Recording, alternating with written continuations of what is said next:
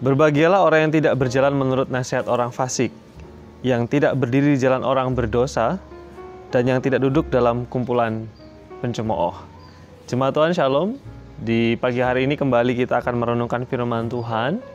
Dan seperti yang saya sampaikan di video sebelumnya bahwa kita akan belajar dari Mazmur pasal 1 sebagai renungan berseri kita. Dan di dua video sebelumnya kita sudah belajar tentang kebahagiaan yang dijanjikan Tuhan, kebahagiaan yang akan diberikan kepada orang yang menuruti nasihat firman Tuhan. Dan masih berbicara tentang topik yang sama, firman Tuhan membicarakan tentang kebahagiaan sejati, membicarakan tentang perasaan batin yang tenang, perasaan batin yang damai, perasaan batin yang nyaman karena kita melakukan kehendak Tuhan, karena kehidupan kita selaras dengan kehendak Sang Pencipta kita. Firman Tuhan mengatakan orang yang tidak berjalan menurut nasihat orang fasik adalah orang yang berbahagia. Itu adalah yang kita dengarkan minggu lalu. Lalu kemudian di pagi hari ini firman Tuhan mengatakan orang yang berbahagia adalah orang yang tidak berdiri di jalan orang berdosa. Kebahagiaan batin ditemukan ketika saya dan saudara kita orang percaya memutuskan untuk tidak berdiri di jalan orang berdosa. Bapak, Ibu, dan saudara semua, kata berdiri di sini punya arti tidak berpihak, tidak menyatakan persetujuan, atau tidak ada di posisi orang berdosa.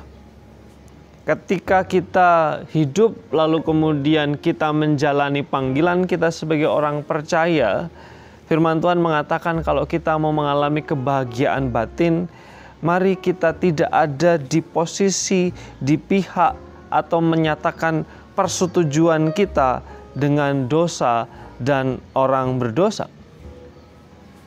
Kata orang berdosa ini juga memberikan arti tentang cara hidup, atau habit, atau kebiasaan dosa, atau tempat-tempat yang biasa dikunjungi orang berdosa, tempat yang disukai orang berdosa, atau tempat yang tidak berkenan di hadapan Tuhan, yang di tempat itu orang menghabiskan banyak waktu. Firman Tuhan mengatakan, berbahagialah orang yang tidak mengambil posisi, menghabiskan waktunya, atau berpihak kepada jalan-jalan hidup yang berdosa, yang tidak berkenan di hadapan Tuhan, yang bertentangan dengan nasihat firman Tuhan.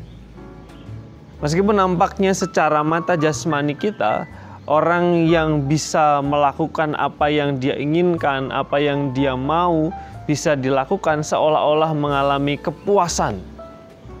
Tetapi Bapak, Ibu, dan saudara semua, berbagai macam hal itu adalah semu atau fata morgana. Semakin banyak orang menghabiskan waktunya, hidupnya ke tempat-tempat dosa, habit dosa, cara hidup dosa, semakin banyaklah rasa bersalah, semakin banyaklah rasa tertuduh, semakin banyaklah perasaan yang tidak layak, lalu kemudian semakin jauh kebahagiaan, semakin jauhlah ketenangan batin, semakin jauhlah perasaan nyaman dan tenang di hadapan Tuhan.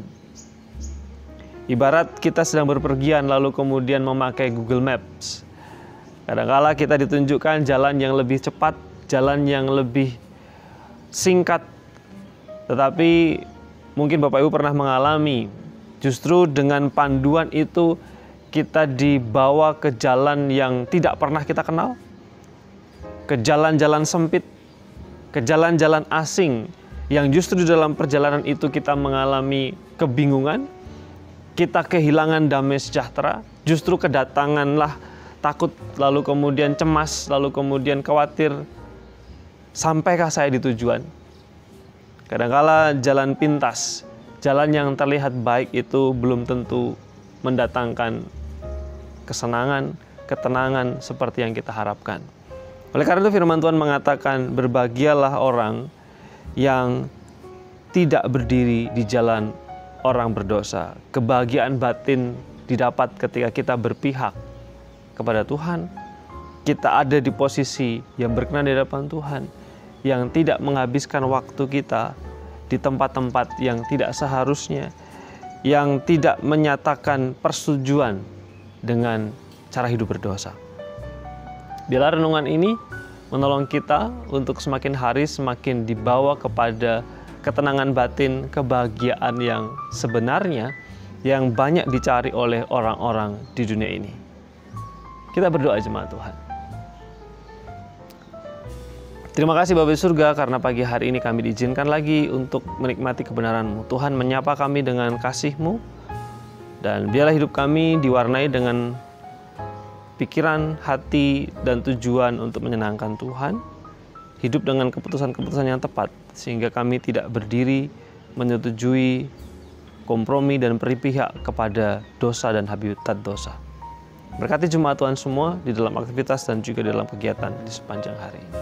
Dalam nama Yesus kami bersyukur dan kami berdoa. Amin.